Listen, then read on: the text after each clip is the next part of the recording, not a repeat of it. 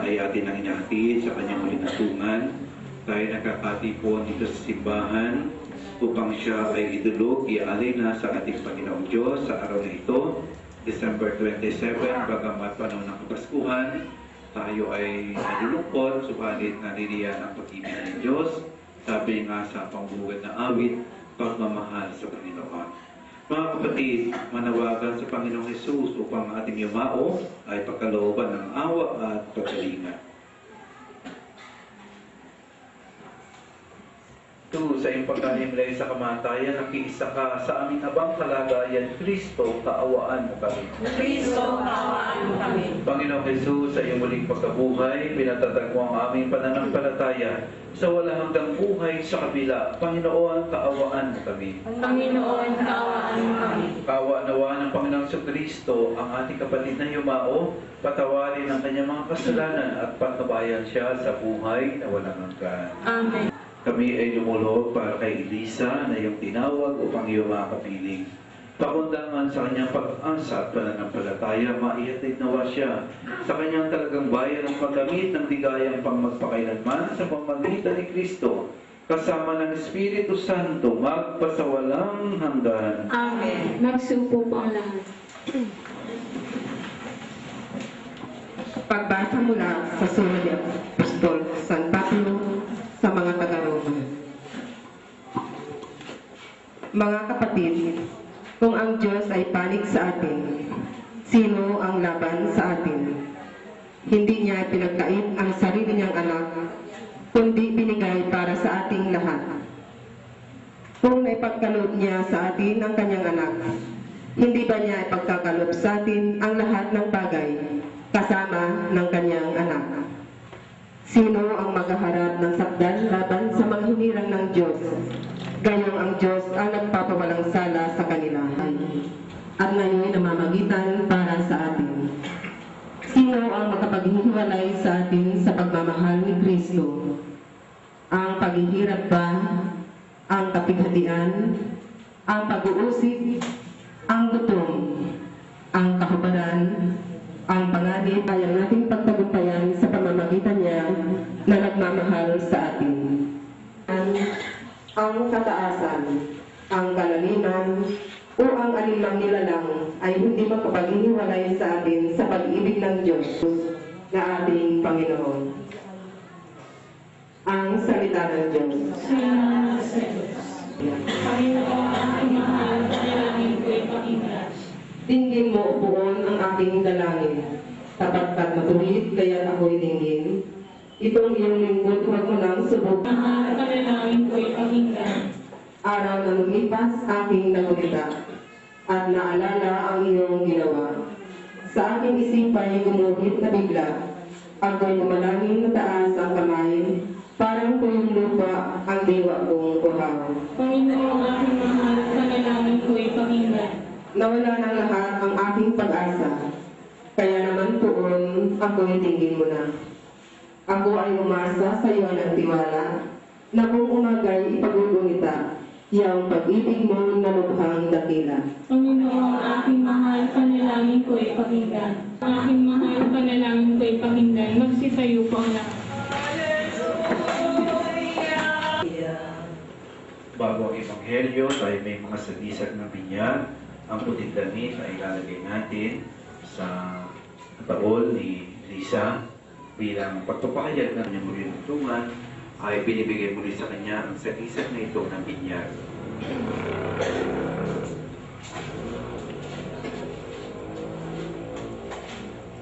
Bilang isang Kristiyano rin, tayo ay may Biblia o ang banal na kasulatan. At ito nga, nagbubulay-bulay tayo, nagninilay, nagmumuni-muni tayo sa salita ng Diyos at sa Ebanghelyo ng ating Panginoong Jesucristo. Bahagi ng tunay na Kristiyano ay ang crucifix o krusipiho, pagpapaalala na tayo ay kasama na Jesus sa tagumpay sa krus. Nawa, ang ating yumao ay patuloy na maging katulad ng Panginoong Jesus.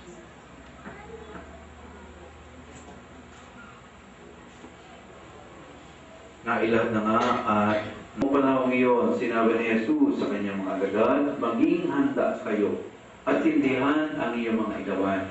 Tumulat kayo sa mga taong naghihintay sa pag-uwi ng kanilang Panginoon mula sa kasalan, para pagdating niya ay mabuksan agad ang pinto. Mapalad ang mga alipin abutan nagbabantay sa pagdating ng kanilang Panginoon. Sinasabi ko sa inyo, maghahanda siya, pagdudulugin sila sa hapag at maglilingkod sa kanila. Mapapalad sila kung maral na niya silang handa, dumating man siyang hati-gabi o madaling araw siya dumating. Tandaan ninyo ang anak ng tao sa oras na hindi ninyo inaasahan. Mga kapatid, ang mabuting balita ng Panginoon. Pinupuri ka namin, Panginoong Jesucristo. Magsipo po. Tinatanggap natin na ang buhay ay hiram, na ipinahiram lamang natin na ang Diyos sa atin. It will come a time na ito talaga ibabalik natin. Ano mang inihiram, sinusuli. Nanghiram ka ng plato, pato, kutsara, kubiertos, lahat sa kapitbahay mo kasi nagpabinyag ka, nagpakasal ka. Hiniram mo yan ng malinis. Dapat susuli mo yun ng malinis. Yan sa Diyos ng malinis. No, ganun ka dapat. Kaya nga, we're always given chances to grow and reconcile magkwentong sa iyo. Kaya nga sinasabi na iba, ay masamang damo yan, matagal mamatay. Yun ay sinasabi natin, ito ay may kahulugan. Because God is giving us more time, more opportunities, more chances to change. Kaya sinasabing, ay masamang damo, matagal mamatay, binibigyan ng pagkakataong magbago ang sinuman. No? So yun po ang mga dahilan. Ang Diyos naman nag-uumago ang pag-ibig sa atin. Araw-araw, nagkakamali tayo, nagkakasala tayo, pero tinatanggap niya pa rin tayo. No? Tinatanggap pa rin niya tayo. Pinag-uubra pa rin tayo. Hirap ang buhay, isusoli natin sa takdang panahon. May mga nakatakda na para sa iyo, sa akin, sa kanya. Meron na. Alam yan, may mga biglaan, nakaplano yan. Maybe God does not will it, but God allows this to happen for a reason. Yung reason na yon, sometimes you could not comprehend easily. Hindi natin basta-basta naiintindihan ng lubusan. Tao lang tayo, may weakness, may limitation, hindi natin naunawan ang lahat ng bagay. Marami tayong hindi naman talaga naunawan lahat. Ang complexity ng tao, ng mundo, ng mga nangyayari, ay naririyan. At alam natin yan ay may katotohanan. At alam natin, darating sa isang araw, bukas, sa isang linggo, sa isang taon, maaaring tayo rin tawagin na. Kapatid na si Lisa, sa kanya ipinunla ang binhi ng buhay na walang hanggan. Naway umani ito ng pagkabuhay sa piling ng mga banal sa kalangitan. Idalangin natin siya sa puong may kapal. Ang lahat na namatay na umaasang muling mabubuhay ay malugod nawang tanggapin ng Diyos sa piling niya sa kalangitan. Idalangin natin sila sa puong may kapal. Ama makapangyarihan, kami iyong gawa. Natin sila sa puong may kapal. Ama makapangyarihan, kami iyong gawa. Naway gantimpalaan ng Panginoon ang ating mga yumaong kapatid kamag-anak at pinagkakautangan ng loob. Idalangin natin sila sa poong may kapal. Amang kapangyarihan kami iyong gawa. Amen.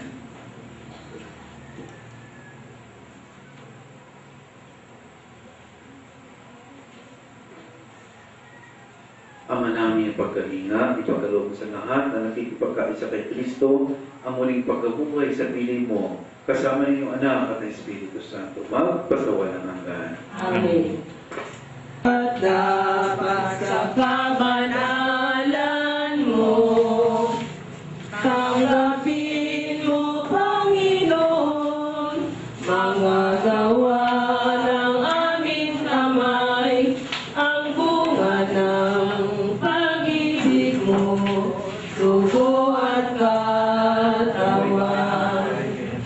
Kapuri-puri ka, O Diyos, na lumikha sa aming lubos. Magsipo po ang Ama naming lumikha sa aming paghahingayon para kay Elisa, nilulog namin kanya daw ang makaharap sa paghukom ng iyong maaway anak. Siyang lilitis ng mayabag, pakundangan sa pananalig na matapat, sa kanyang mapagmalasakit na pagliligtas bilang aming tagapamagitan, kasama ng Espiritu Santo, magpasawalang hanggan. Amen. Sumainyo ang Panginoon. At sumainyo, Itaas sa Diyos ang inyong puso at diwa. ginaasa namin sa Panginoon. Pasalamatan natin ang Panginoong ating Diyos. Marapat na siya ay pasalamatan. Ama namin magpangyarihan, tunay ng marapat na ikaw ay aming pasalamatan. Sa pamamagitan ni Kristo na aming Panginoon.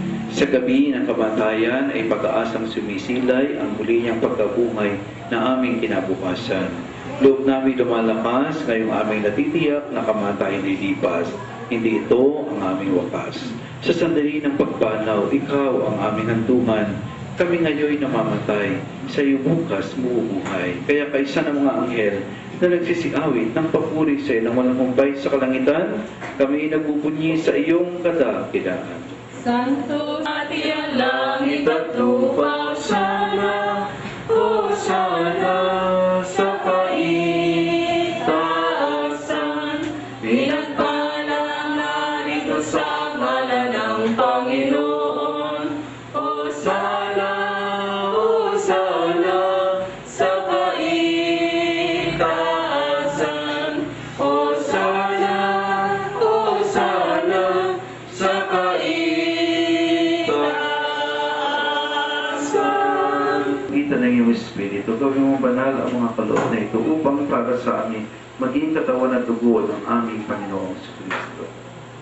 Bago niya binigti isang pusang loob na maging handog, hinawakan niya ang tinapay. Nagpasalamat sa iyo, pinagati-hati ngayon. Iniabot sa kanyang mga alagad at sinabi, tanggapin ninyong lahat ito at kanin. Ito ang aking katawan na ihahandog para sa inyo.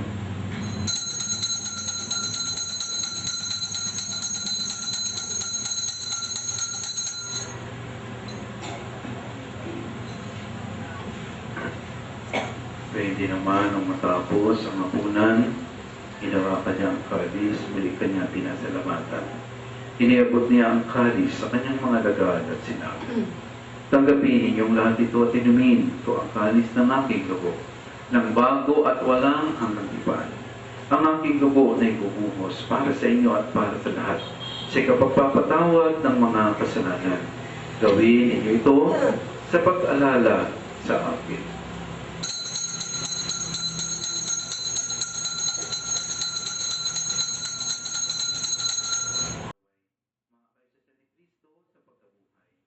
Alalahanin mo rin ang mga kapatid namin na himlay nang may pag-asang sila'y muling mabubuhay. Gayon din ang lahat ng mga pumanaw. Kaawa mo sila at patuloyin sa iyong kaliwanagan. Kaawaan mo at pagindapatin kami lahat na makasalo sa iyong buhay na walang wakas. Kaisa ng mahal Bening Maria na ina ng Diyos. Kaisa ng mga apostol, si San Andres at gayon din si San Jose at lahat ng mga banal na namuhay dito sa daigdig ng kalugod-lugod sa iyo, maipagdiwang naman namin ang pagpupuri sa karangal mo sa pamamagitan ng iyong anak na aming Panginoong Jesucristo. Sa pamamagitan ni Kristo, kasama niya at sa Kanya, ang lahat ng parangal at papuri ay sa iyo. Diyos amang makapangyarihan, kasama ng Espiritu Santo, magpasawalang hanggan.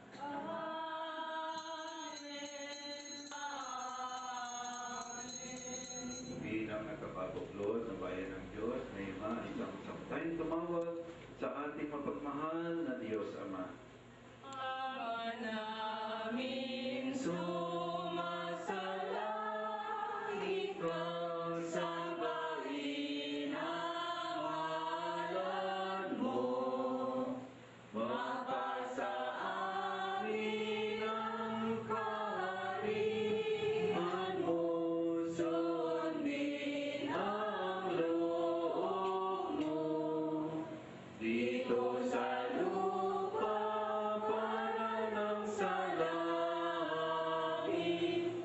Bigyan mo kami ngayon ng aming kakanin sa araw-araw. At patawarin mo ang aming mga sala para ng pagpapatawad namin sa nakakasala sa amin.